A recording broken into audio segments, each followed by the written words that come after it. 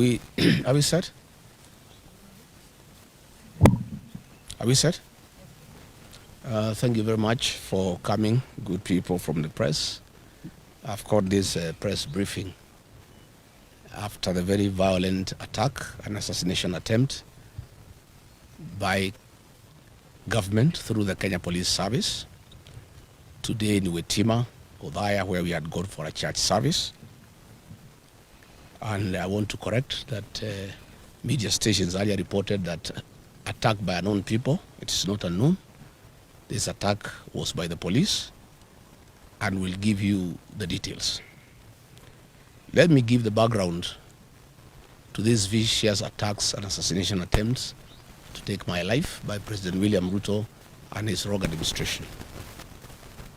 After successfully hounding me out of office through bribery of members of parliament and members of the Senate, the president and his administration has attempted to assassinate me several instances. In November 2024, gangs from the Mungiki sect under police escort attacked me in Lemuru viciously and almost killed me. I was saved by the people from the area. Images of those who attacked me have been all over. Since then, nobody has ever been arrested. On December 2024 in Shamata, where I had gone for a Thanksgiving ceremony for the local MCA in Nyandarua, an inspector of police hurled tear gas canister at me to create mayhem and to give room to goons to attack us. Again, members of the public protected us. I reported this incident to the Inspector General of Police, Douglas Kaja, who is my neighbor here. Nothing has ever happened. In April 2025, I got information that William Ruto had instructed the DIG, his tribesman, Mr. Langat, to make sure there is no police presence in Mweki Church, where goons had been organized by Governor Sakaja to come and attack me and kill me within the church. Again, members of the public and my security protected me, and the goons did not achieve what they had come to do. Earlier in February, goons at a police escort attacked Pastor Dorcas, my spouse, in Kamuji grounds when she was preaching, where there was a crusade. Again, today, nothing has ever been done. In July, when I was in the United States, my team of Senators Joe Nyuto and John Medho of Nyandarua, Victor Monyaka, the former member of parliament for Machakos Town, were attacked by police with live bullets. This matter was reported to IPOA. Again, no action has ever been taken. On my arrival from the United States, members of parliament in Nairobi were facilitated by Kipchumba Murkomen, the CS for Interior, had staged a very daring attack on me under police supervision. Police were supervising the attack in a helicopter from the air. And I was not allowed to address people, and I was viciously attacked. Again, no action has ever been taken. In Narok Town, during the by-elections I went there for campaign, police officers, under the command of Betty Maina, the women rep for Muranga, and her two bodyguards, whose details I'll give later, attacked me viciously with live ammunition and tear gas. We reported this matter. Again, nothing has ever been done. Just after the by-elections, I went for a Thanksgiving ceremony in Kariobangi PCA Church. Again, goons descended on us under police escort. And when they were overwhelmed by members of the public and my security, the police assisted them. Police lobbied tear gas canisters inside the church to enable the guns come inside the church. They were repulsed by members of the public, and we escaped without being injured. Women and children were hurt inside that church. Immediately thereafter, William Ruto declared that goons will never be allowed to attack anybody or to go to church, and instructed IG Kaja to make sure that will never happen. It was just mere talk and camouflage, because he's the one behind these attacks, and these attacks have gone on unchecked. Again in Gatundu, last Sunday, goons attacked us Goons were organized by Moses Kuria and the MP for Thika Town, Alice Nganga, the MP for Katodo South, Bwana Kangombe, and under police supervision, attacked us viciously, attacked the church, and police threw tear gas canisters inside the church at Kemoria, injuring women and children. Today in Witima ACK Church, a gang of us 15 police officers, rogue police officers, under the command of 2 bodyguards belonging to that guard Betty Maina, the women rep from Raga, Peter Wainaina Kapuga, telephone number 0723 506 647, and another bodyguard of Betty Maina, John Maina, aka Birash, telephone number 0712 791 609, and another goon from Muranga, Abros Manyeki Nyeri, telephone number 0710 788 577, converged at the Kamunyaka home of Eric Wamumbi, the Member of Parliament for Mandera, in the morning for breakfast and briefing. They later moved to Witima with the AK-47 rifles and tear gas canisters and descended on the church. They injured women and children and hurt many people. The police touched one of my vehicles, KDK 002, a Toyota Land Cruiser. They deflated tires of all the people who were in church and caused untold damage to vehicles. They beat people outside the church mercilessly. The goons that came, they were in a Nissan Matatu, KDR 467N from Namu Shato. XN 467X from Namu Shato. These are the people who attacked the church, and they had AK-47, and we have corrected some cartridges. 7.62 millimeter, they are here from AK-47, and they had come to kill, and they were baying for our blood. And people have been left in anguish, wondering why their own government can turn against the Church of Christ and turn against leaders. I've heard Mukomen saying that they are going to investigate. How can Mukomen investigate himself? How do police investigate themselves? These people came with a police vehicle, GK vehicle, GKB 765X, and another one from Marawa police station that ferried goons and police officers from Muraga. After the attack, the goons have retreated to Wamumbi's home in Kamunyaka, where they are now, together with the police, where they are having lunch and drinks. So Mukomen cannot tell the people of Kenya that they are going to investigate anything. The police cannot investigate themselves. These police officers are known. These officers attached to Betty Maina are the ones that attacked us in Kagio. They attacked us in Narok. They attacked Senator Nyoto in Muranga, and they have attacked us today. The vehicles number are here, Kipchumba Mukomen. These police officers' images are circulating on social media. So what are you telling us? You have asked the IG to investigate. You cannot investigate yourself. This is a government attack, well known to Kipchumba Mukomen. Stop pretending that you are shocked that a church can be attacked. That is pretension. I want to thank the church members of Witima ACK Church for going down on their knees and praying that we are not killed. And God heard their prayers. Although bullets were raining like heavy rain, none of us was injured. Women, of course, and children have fainted because of tear gas, but we want to thank the church. And I want to tell our people to continue praying. God is in control. God is in control, and all these things will come to pass. I want to ask Mukomen, for 40 minutes, police attacked the church. Where were the local police officers from Udaya police station? 200 meters away. Which is 200 meters away from where we were. How can an attack on a church take place with live bullets and tear gas for 40 minutes? And then the CS Interior is saying he's going to investigate. There's nothing to investigate because this attack was organized by government, by the police, and by the 2 members of parliament, Eric Wamumbi and his wife, and they are now with the police officers celebrating in Kamunyaka, here in Mandera. the area member of parliament, and of course the area member of parliament for Udhaya, Mheshimiwa Wainaina. I wonder why, Mheshimiwa Wainaina, you would send people to attack the people who elected you. The people of Karema gave you their votes. Why would you send police to attack them in church? Let me wind up by saying the following.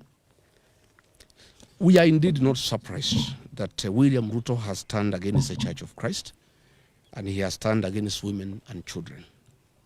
This is part of his political DNA.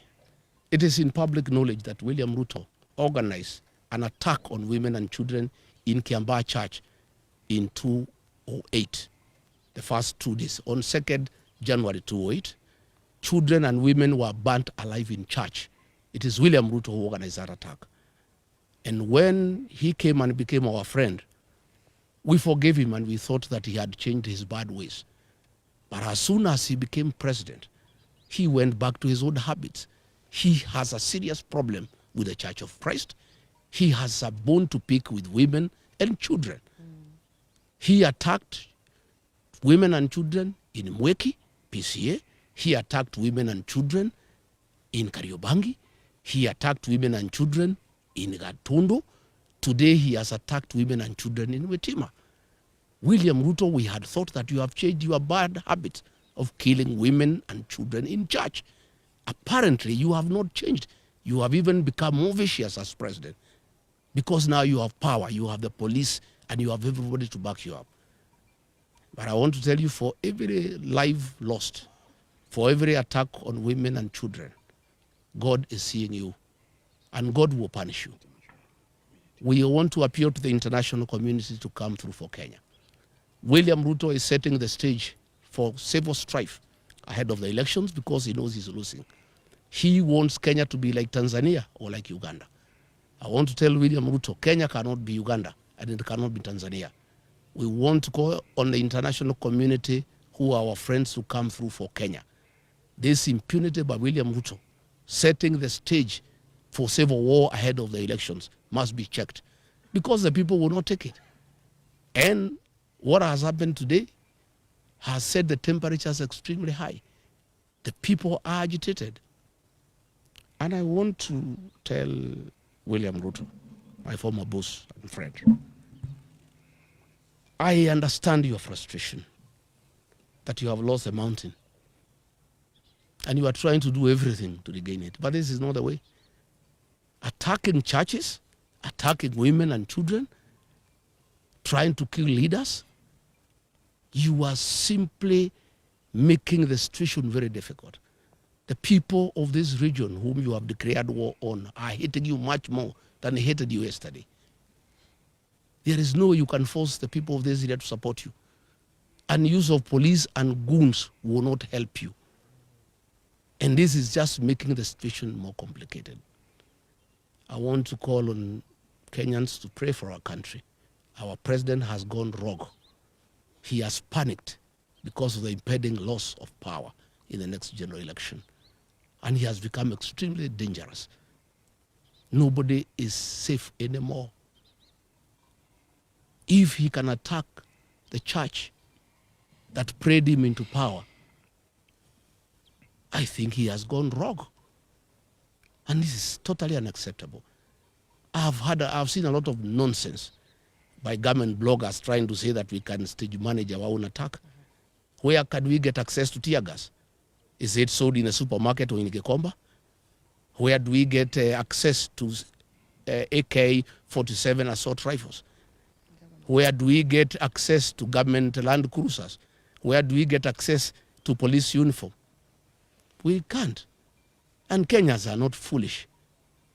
I know that is the narrative they have been trying to do to bring so that they can arrest my supporters and my security and try to blame them. But today's happening is recorded. The vehicles are there. The policemen are there. The ones in uniform, the ones in civilian. It's all recorded, the tear gas canisters, the cartridges. Please, Kipchumba Murkomen, don't play around with the minds of Kenyans. Just make a decision. If you want to make this country ungovernable, well and good. If you have decided to use the police to kill, go ahead. And I want to invite the members of the National Security Council outside William Ruto, Kithure Kindiki, and Kipchumba Murkomen. Those three have stopped thinking, and they really don't care about the security of this country. I want to ask the Chief of Defense Forces, the IG, the Director General of NIS, to sit down President William Ruto and tell him that if Rigathi Gachagua is assassinated or injured, there will be turmoil in this country, and there will be instability in this country. And what he's doing is wrong. And somebody must talk some sense into the president. And there is no way he can be president by force. He was elected into office as a very popular president. He has goofed by doing all the wrong things and antagonized the people of Kenya. And when he is in a hole, the first thing you do, you stop digging. He's digging further by unleashing violence on the Church of Christ, on elected leaders, on women, on children. He's just making the situation worse. I'm told they are very bitter that I talk to the people of northeastern Kenya and enlighten them that their suffering have nothing to do with the marginalization, but misuse of public funds and lack of accountability by their own leaders. And he is afraid that he was banking on the support of the North Runners, and that may not be forthcoming. I am told they were very bitter about the 2 mega rallies I did in Kagumo, in Kirinyaga, and Karatina, and they wanted to make sure that I don't do meetings in Udhaya and Kieni. I want to say that I am undeterred, I'm on board, I'm not intimidated. We shall continue with the journey to liberate this country. We shall continue. And I want to ask our supporters to be steadfast. Our young people to continue protecting our meetings against goons. But now they have changed gear. Instead of using goons, because they realize from Gatundu, the people have said no to goonism and they'll deal with the goons. Now they are using the police to attack the people of Kenya. They are using police with live ammunition and tear gas to cause havoc. How do police who are in charge of security and law and order the source of insecurity in their own country? How do police turn against innocent women and children and beat them and fight them with the live ammunition, with the tear gas? I think the president has gone berserk. The reality that he'll be one term is too much for him to comprehend. And he has lost his head. I think we want to call the president to order. William Ruto, you killed our children and women in Kiambaa Church. Please stop attacking churches. Stop attacking women and children. Stop attacking leaders. Today, William Ruto, I want to assure you, this mountain is lost. Even if you killed Rigathi Gachagua, the mountain will not come back to you.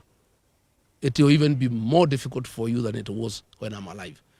Even if you injure me or you injure these leaders, the mountain gets away from you every day. The more you fight us, the more you unleash violence on us, the more you attack our churches, the more you attack our women, the more you attack our children, the more the mountain distances itself from you. And people are regretting having voted for you because they knew you are not a good person. You had killed women and children in church, and they forgave you, thinking you have changed your ways. Kumbe, you are still the same person. I want to thank the Reverend at Witima ACK Church and the clergy and the lay leaders and the choir. They are the ones who saved my members. They gave them uniform for the choir and were able to sneak out of the church. One of the Reverend gave his robes and uniform to one of my bodyguards who was targeted to be shot. And he was able to escort me looking like a priest. And when they saw he's a priest, they did not shoot him. They wanted to shoot him. I want to thank them. I want to thank the church. I want to thank our women and our children for the prayers. I want to thank the Christians. Kenya is a resilient nation. All these things will pass. And I want to tell the people of Kenya, the darkest hour is just before dawn. We are just about to get there. I think the worst is just about to be over. And I can't understand how William Ruto has turned against the 2 blocks of Kenyans that voted him into power. The Church of Christ prayed him into power. He has turned against the church. The Mount Kenya region that gave him almost 4 million votes, he has declared war on the mountain. I don't understand him anymore. I don't know why he has turned against the church. and the people of the mountain. I want to address the people of the mountain. Please don't be intimidated. You have a right to elect whoever you want, and you have done nothing wrong by saying you are not going to elect William Ruto. Don't be intimidated. Be courageous. Be strong. We'll win this journey. So as I wind up this press conference, I want to thank the members of parliament here for their courage and for their lessons. I know it is not easy. It is difficult, but we'll conquer. No retreat, no surrender. Thank you. Thank you. Good.